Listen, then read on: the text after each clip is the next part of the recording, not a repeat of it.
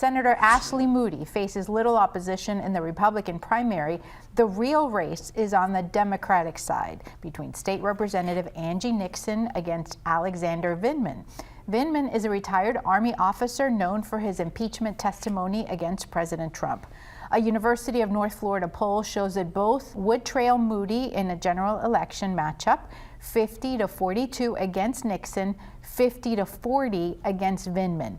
Nixon polled slightly stronger against Moody, despite the fact that she's raised about $975,000, which is very little compared to Vindman's war chest of more than $16 million.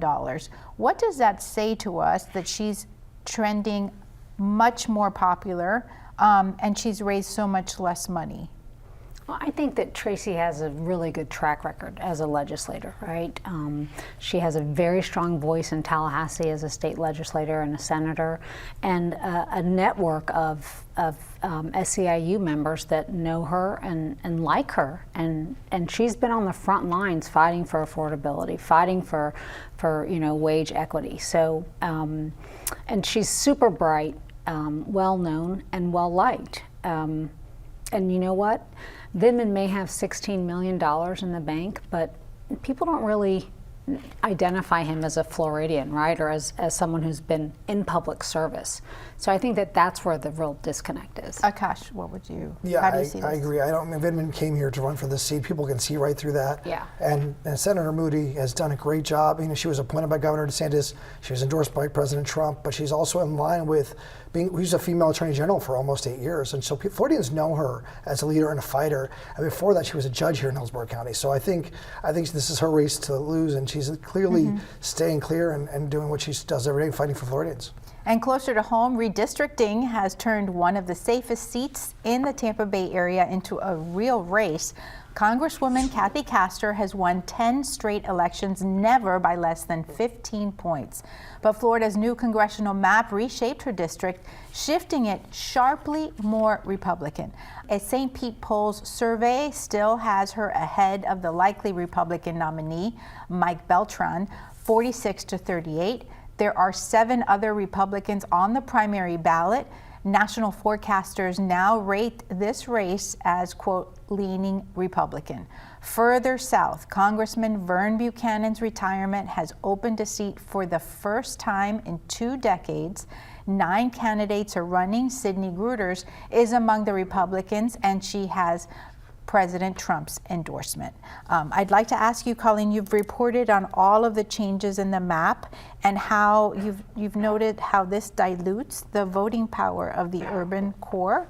Explain that for our viewers. Yeah, absolutely. I just want to start with, state legislators said that they did not use race to make these maps. They used partisan data.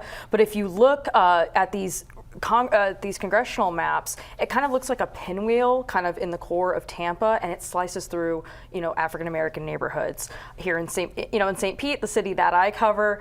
St. Pete's used to being split in half, and the last time it was redistricted, it was split east-west. Now it's split north-south.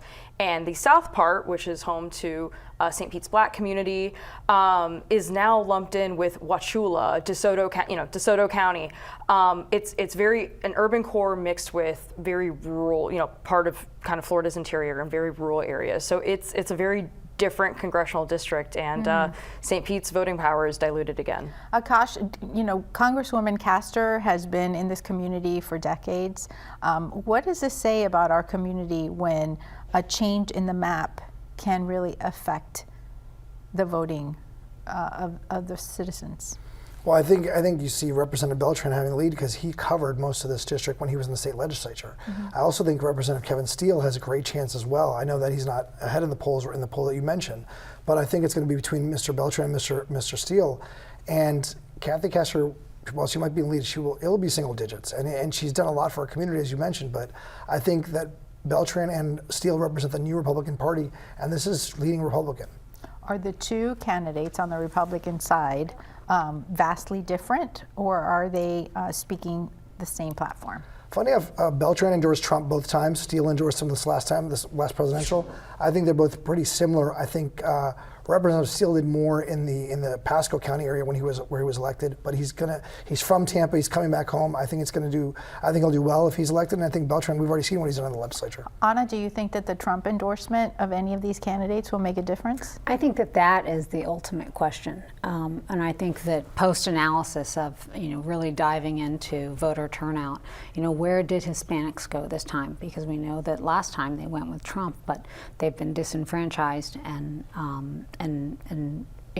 unsupportive as of late. So we're gonna have to dig deep and better understand the electorate's thoughts and trends behind this cycle itself. But listen, you can redraw Kathy Castor's district, but you can't redraw 20 years of dedication, appropriations, and relationships in the Tampa area. It's something that we'll definitely continue to follow.